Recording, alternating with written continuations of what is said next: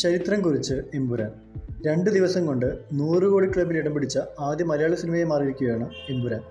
മോഹൻലാൽ തന്നെയാണ് ഈ വിവരം ഔദ്യോഗികമായി അറിയിച്ചത്. പ്രീ ബുക്കിംഗിൽ നിന്നു മാത്രം ചിത്രം 50 കോടിക്ക് മുകളിൽ നേടിയിരുന്നു. ഇതുവരെയുള്ള മലയാള സിനിമയുടെ എല്ലാ റെക്കോർഡുകളും തകർത്താണ് എമ്പുരാൻ കുതിക്കുന്നത്. ആദ്യ ദിവസത്തെ കളക്ഷൻ മാത്രം ഏകദേശം 67 കോടി രൂപയ്ക്ക് മുകളിൽ പോയി എന്നാണ് കണക്കുകൾ.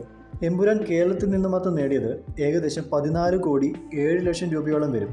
ഇത് തമിഴ് ചിത്രമായ ലിയോയുടെ കേരളത്തിലെ ആദ്യ ദിന കളക്ഷനായ 12 കോടിയെയാണ് മറികടന്നത്. എമ്പുരാൻ ഓവർസീസിൽ നിന്ന് മാത്രമായി ഏകദേശം 44 കോടിക്ക് മുകളിൽ നേടിയിട്ടുണ്ടെന്നാണ് പുറത്തുവരുന്ന വിവരം.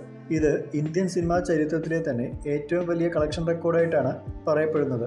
2-ാം ദിവസം ഉച്ചവരെയുള്ള പ്രീസെയിൽ കണക്കുകൾ മാത്രം പരിശോധിച്ചാണ് ചിത്രം വേഗത്തിൽ 100 കോടി ക്ലബ് എന്ന ചരിത്ര നേട്ടത്തിലേക്ക് കയറിയിരിക്കുന്നത്.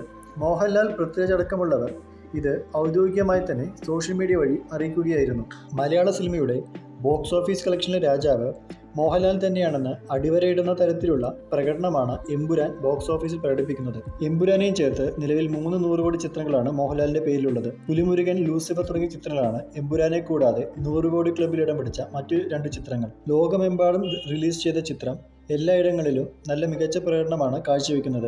ഇത് കളക്ഷൻ റിപ്പോർട്ടിലും പ്രതിഫലിക്കുന്നുണ്ട്. അതുകൊണ്ട് തന്നെ എമ്പുരാൻ മലയാള സിനിമയുടെ ഇതുവരെ കാണാത്ത ചരിത്ര കളക്ഷനിലേക്കാണ് പോകുന്നതെന്ന് നിസ്സംശയം പറയാം. എമ്പുരാനെക്കുറിച്ച് ട്രേഡ് അനലിസ്റ്റുകളും ഇതുതന്നെയാണ് പറഞ്ഞു വയ്ക്കുന്നത്. മലയാള സിനിമ ഇതുവരെ കാണാത്ത ഒരു ബെഞ്ച് മാർക്കിലേക്കാണ് ട്രേഡ് അനലിസ്റ്റുകളുടെ വിലയിരുത്തൽ. നിലവിൽ എമ്പുരാനെതിരെ ഹെയ്റ്റ് ക്യാമ്പയിൻ നടന്നുകൊണ്ടിരിക്കുന്നുണ്ടെങ്കിലും അതിനിടയിലാണ് ചിത്രത്തിന്റെ ഇത്തരത്തിലുള്ള പ്രകടനം. നിലവിൽ എല്ലാ തിയേറ്ററുകളിലും ചിത്രത്തിന് വലിയ തോതിൽ ഷോസ് ഫില്ലായിക്കൊണ്ടിരിക്കുകയാണ്.